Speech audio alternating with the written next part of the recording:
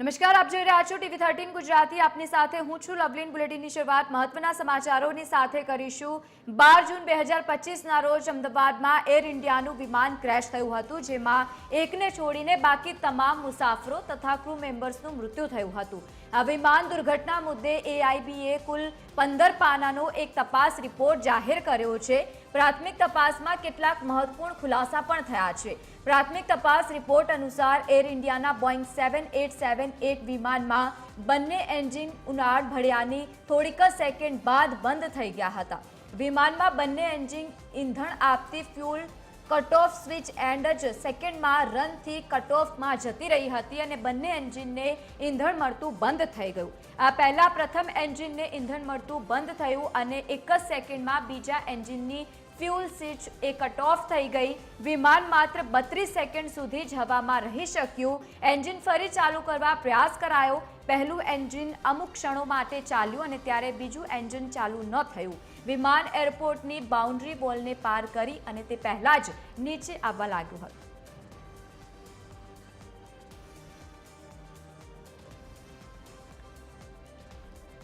તો અમદાવાદમાં plane crash દુર્ઘટના થઈ તેમાં એક રિપોર્ટમાં અનેક ખુલાસા પણ જાહેર કરવામાં આવ્યા છે। વિમાનનું સંતુલન કઈ રીતે બગડ્યું અને જે ક્રેશ થયું તેને લઈને તેમાં રિપોર્ટમાં અનેક ખુલાસાઓ પણ જો કે પ્રાથમિક રીતે સામે આવ્યા છે। અમદાવાદ પ્લેન ક્રેશમાં પ્રાથમિક એ તપાસ રિપોર્ટ જાહેર કરાયો છે। પહેલા પ્રથમ એન્જિનને ઈંધણ મળતું બંધ થયું હતું, બીજા એન્જિનની ફ્યુલ સ્વિચ પણ કટ ઓફ થઈ ગઈ હતી। આ રિપોર્ટ જે સબમિટ કરવામાં આવ્યો છે, વિમાન એરપોર્ટની બાઉન્ડ્રી વોલને પાર કરે તે પહેલા જ વિમાન જે છે તે પડી ગયું હતું। મહત્વનું છે કે એન્જિનમાં એક સેકન્ડનું થોડુંક જ એ ફ્યુલ જે મળ્યું અને ત્યારબાદ એ હવામાં આગળ વધે તે પહેલા જ પટકાઈ ગયું હતું। તો બીજી તરફ જે રિપોર્ટ સામે આવ્યું છે તેમાં અનેક ખુલાસાઓ પણ થયા છે।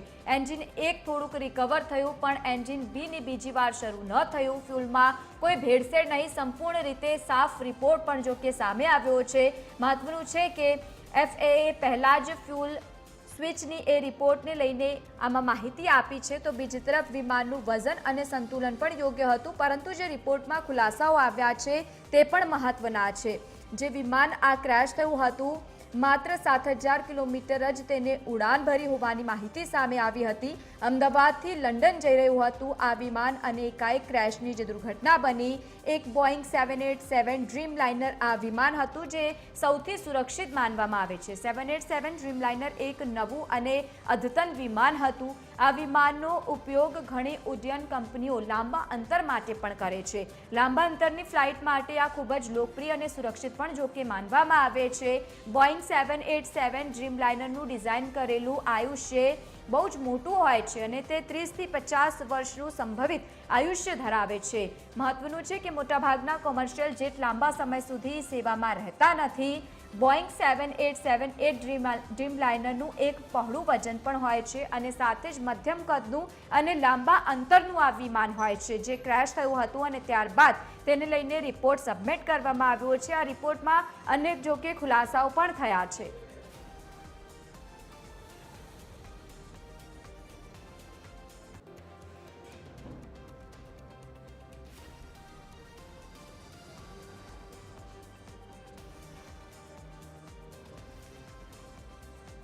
તો આજ મુદ્દે સંવાદદાતા અભિષેક વાઘેલા આપણી સાથે લાઈવ જોડાયા છે। અભિષેક, જે રિપોર્ટ સબમિટ કરવામાં આવ્યું છે એમાં અનેક ખુલાસાઓ પણ થયા છે। જે પ્લેન ક્રેશ થયું હતું, શું વધુ વિગત તેમાં?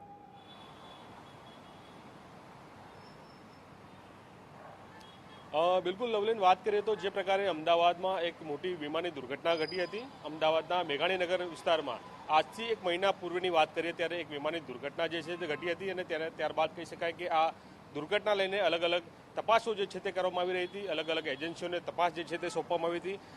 તેનો કહી શકાય કે અમદાવાદ પ્લેન દુર્ઘટનાનો પ્રથમ પ્રારંભિક જે રિપોર્ટ જે છે તે ગઈકાલે બહાર આવ્યો છે ને તેની જો આપણે વાત કરીએ તો આ રિપોર્ટ જે છે તે એક મહિના બાદ બહાર આવ્યો છે ને તેમાં વિમાનના દુર્ઘટનામાં બંને એન્જિન જે છે તે બંધ થવાના કારણે આ પ્રકારની દુર્ઘટના જે છે તે ઘટી છે તેવો એક અહેવાલ જે છે તે પ્રસારિત થયો છે।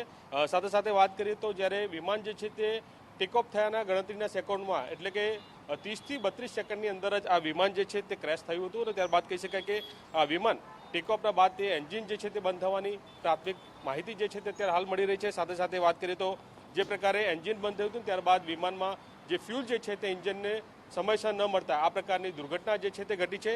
સાથે સાથે વાત કરીએ તો જે પ્રકારે AAIB એ 15 પાનાનો એક રિપોર્ટ જે છે તે તૈયાર કર્યો છે ને તેને સાર્વજનિક રિપોર્ટ જે છે તે બહાર પાડ્યો છે ને તેમાં આ તમામ હકીકત જે છે તે કયા પ્રકારનો બનાવ બન્યો હતો અને શું વિમાનની અંદર કોકપિટમાં અંદર પાયલોટ સાથે શું વાતચીત થઈ હતી તે પ્રકારનું એક રેકોર્ડિંગ જે છે તે પણ બહાર આવ્યું છે અને તેની વાત કરીએ તો એક પાયલોટ દ્વારા બીજા પાયલોટને જણાવવામાં આવ્યું હતું કે એન્જિન બંધ છે કે ચાલુ।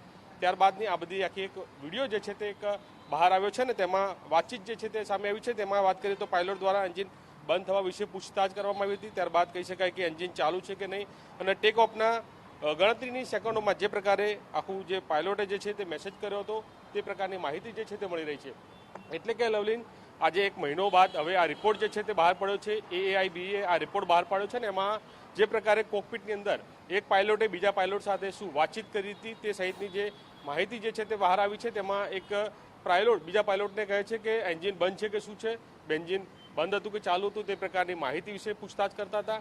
ત્યારબાદની વાત કરવામાં આવે તો જે પ્રકારે તે લોકો દ્વારા મેડ ઓફમાં પણ એક કંટ્રોલમાં એક મેસેજ પણ છોડવામાં આવ્યો હતો તે સહિતની વાતચીત જે છે તે આખી બહાર આવી રહી છે। અને સૌથી મહત્વનું કહી શકાય કે જે પ્રકારે ટેકઓફ થયું હતું અને એની ગણતરીની સેકન્ડોમાં જ આ પ્રકારે જ્યારે એન્જિન જે છે સૌ પ્રથમવાર આ પ્રકારની ઘટના બની છે કે એન્જિન જે છે વિમાનના તે બંને એક સાથે બંધ થઈ ગયા હતા અને ત્યારબાદ આટલી મોટી હોનારત જે છે તે સર્જાઈ છે જેમાં 260 જેટલા લોકોના જે છે તે મૃત્યુ થવાના સમાચાર જે છે તે બહાર આવ્યા હતા।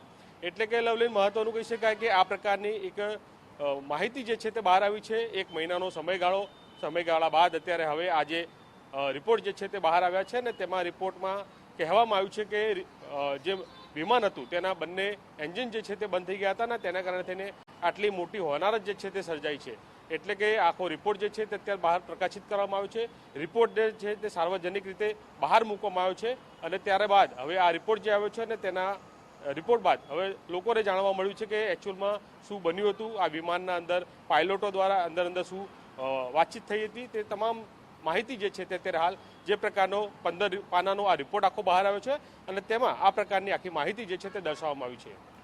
બિલકુલ અભિષેક, આભાર સમગ્ર માહિતી સાથે જોડાવા બદલ। તો જે રીતે આ રિપોર્ટ બહાર આવ્યો છે અને ખુલાસા પણ જો કે તેમાં થયા છે તો બીજી તરફ જે રીતે એન્જિનને લઈને જો કે ખામી સર્જાઈ હતી, ફ્યુલ ન પહોંચી શક્યું અને તેના જ અનુસંધાને આ દુર્ઘટના સર્જાઈ હોવાની રિપોર્ટમાં તેમાં તમામ ખુલાસાઓ પણ થયા છે। 10 સેકન્ડ પછી જ એન્જિનનું એક સ્વિચ ચાલુ થાય છે અને પછી એકાએક જે ખામી સર્જાય છે બીજું એન્જિન શરૂ થતું જ નથી અને આ દુર્ઘટના સર્જાઈ જાય છે।